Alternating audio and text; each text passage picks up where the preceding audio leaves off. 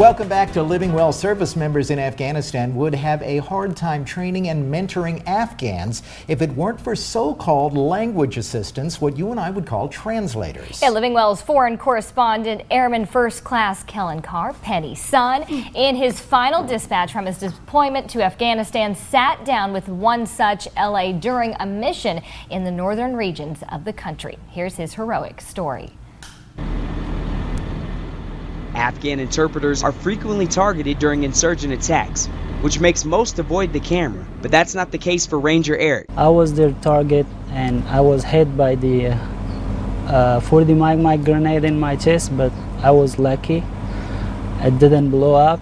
Ranger Eric was urged by service members to seek immediate medical attention, but he declined because he felt the mission was far too important. I saw that there was the Afghan partners with them. I said, I refuse to go to the medevac for the treatment because I thought that if I leave these guys here alone with no language, so there would be no communication between them and the Afghans. Airman First Class Kellen Carr, Kunduz Province, Afghanistan.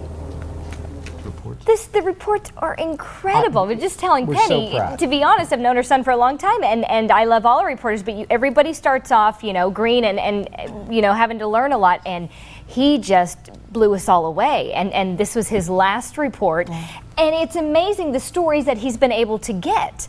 Yeah. Does he tell you how he figures out what story he's going to cover? They pretty much give him his stories, but the last 3 or 5 he went into the Afghan outback. Really? Yeah, he had to fly for like an hour and then take a helicopter ride for 2.5 hours to get into. No, you guys didn't do this.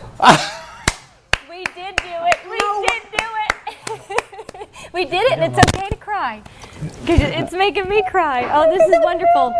This is a surprise that we planned for quite a long time with Jordan Burton, Kellen's brother. Come on over here, Kellen. Jordan, I'm sorry.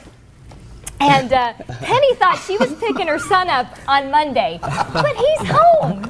He's home. She's got her baby home. And when we come back, we're going to let them hug it out for a little longer, but we're going to talk with Kellen and Jordan next. We'll be right back.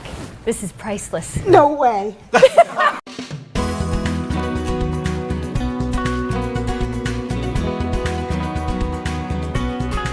Very nice. Welcome back to Living Well. To recap, we have been holding a little surprise underneath our belt for Penny, for Kellen, Jordan helping out, and you guys, very few people knew that this was going to happen. We had to keep it that way because you're that type of person. She knows what's going on. She knows what's going on. And tell us, boys, how did you get this together? Yeah, how did you get this How'd you together? pull it off? Talk to us, Jordan. We were trying to figure out a way to surprise her, so we thought, well, we could fake the interview and have her come in and have Kellen walk in the set. And we talked to you about it at that point, and you were very receptive. And Kellen was all for it, so at that point it just kind of took off, and everybody did a good job keeping it. But your secret. mom, did she almost figure this out? Yeah, she's kind of like the FBI. So at one point, she called me, and it was literally midnight, and she's like, I just had a dream that you guys surprised me, and Kellen's going to come in, and they're going to surprise me on TV, and da-da-da. And Kellen did a good job kind of dispelling that and telling her that he wouldn't do that to her, and then he did it to her. So. Awesome. So I'm not into all that mushy stuff. Yeah, he said, no, I would never do that because, I thought about it, but I'm not into all that mushy stuff. And You knew what to say to her. Oh, yeah. To deter her. I was done with it. I never said another word about it. Yeah. I didn't even talk to you much. I tried to avoid you so you wouldn't catch on. I'm still trying to back this up in my mind because I'm seeing him walk through the door, and I'm like, you're going to be doing that for days. Awesome. It was awesome, and we're gonna post all this up on our website so you can see this and you can tell all your friends and family about it. Everybody's going to see it. But welcome home. How good to does it feel to be here? It feels great. I was in Baltimore for a couple days, and it was it's surreal being back on American soil. And Kellen, how long are you back for? I got about 30 days. thank you, buddy. 30 days, and then Is that another surprise though for your mom? Yeah, she only thought I had 2 weeks. Yes, so. that's another surprise. My Lord God commander, Almighty. Colonel Westover, is a fantastic commander, great leader, and he approved me for 30 days. So you didn't know? You didn't know? That's awesome. You're going to be here until you get to go to your reunion. No, you've been gone I'll before fall then? short of that. Well, you're gonna enjoy yourself though, and in fact, I Unbelievable. think we might even have some special. We guests wanted to coming. welcome you home to some things that you probably were missing. I mean, when you think of home, what do you think of Candy House Gourmet Oh, definitely, chocolates? definitely. Gotta have yourself some chocolates. We got some of that coming in for you. There's Terry Hicklin right now. Terry, Come on in, step Terry. on up. He wanted to welcome you home and Welcome bring you home. some chocolates. There you go, Good, Terry. Good, good to see you. Well, we call it Candy House Gourmet Chocolates, but if you grew up around here, it's really Richardson's Candy House. We won't tell anybody anything like that. Hey, thank you very you much, for sir. your service. Thank you, sir. And there's all kinds of great things here to enjoy. We had 4th of July up, so we kind of made it a patriotic, I love thing. So it. everything will tell you, but there's lots of good stuff in there.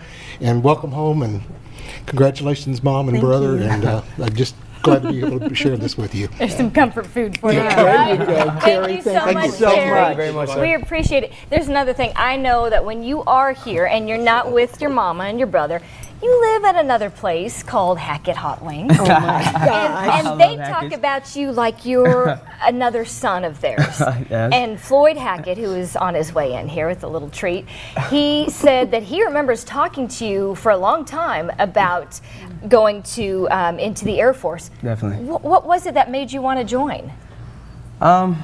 Since the time I was in high school, 9/11 happened, and I think everyone got a sense of patriotism, and it was something that kind of stuck with me. I was 26 when I finally decided to join, so I was a little bit older, but It's never it was- too late, though, right? No, it's never too late, and that couldn't have was the been the thing. oldest. I just no, I wasn't at all. There was guys that were in their mid 30s, early 40s, even joining Guard and Reserve. So it was one of those things. I always wanted to do it, and I was like, it's now or never. So I went ahead and tried it out, and it's been a great experience. And you were able to do the two things, this passion, and like Tony mentioned earlier, the other passion for broadcasting, which I'm assuming you saw from being here. And I'm not kidding you, we were blown away Yeah. by the reports that you got, you thank did. you. They were so well done, they were so well shot, and we can be kind of critical around here. Very, yes. It was just astonishing. Even the last one, I'm sitting there watching, I'll bet you had to jump through hoops to get the rights to talk to a guy who was kind of under deep cover. Is that true? Yeah, definitely. The Afghan translators, a lot of them won't be on camera, won't show their face, and for obvious reasons. I mean, they have a serious threat from the Taliban. They threaten their families. They threaten them.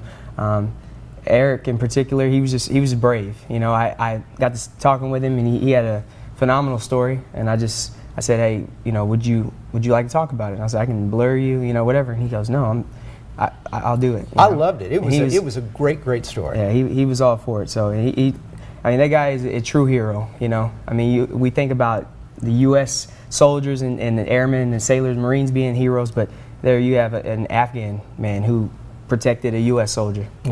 There's a lot of heroes out there. Definitely, Certainly, you're definitely. among them.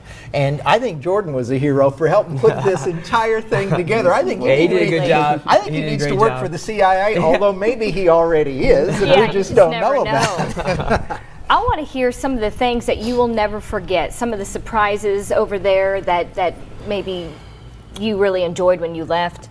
The biggest thing was the camaraderie. I worked in a joint service environment. I'm from Yokota Air Base in Tokyo, Japan, so I work with predominantly Air Force. But there, I was working with the majority Army, Navy, Marines. I was working with everyone. So it was, all the branches have different cultures, and so it was unique to kind of get together. And we have our rivalries as well. We make fun of each other, but at the end of the day, we all stuck together. And I made some great friends in all services, and it was cool, just the camaraderie. It was fantastic to see. And then working with the Afghans. Yeah, what's that like? What are they like?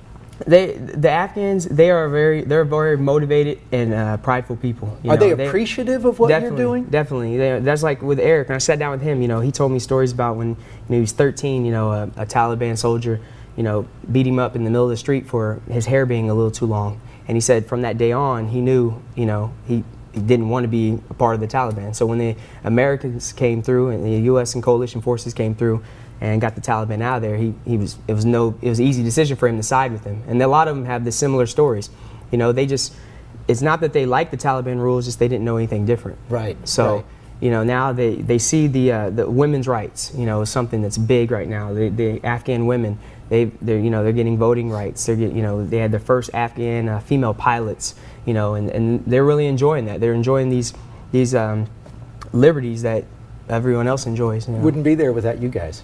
That's so awesome. Yep. That's so awesome. What's your future? They're wrapping us up, but we've got to know what is in the future for you, Kellen. I don't Not know. in the next 30 days, because we don't need to know about that. But after that, I don't know. You got time to think about it. Definitely. I'm enjoying what I'm doing right now, and I'm going to stick with it. And I don't know, maybe ESPN one day. she may not let go of you. You I don't realize blame that. her. Probably not. We'll be back with more Kellen.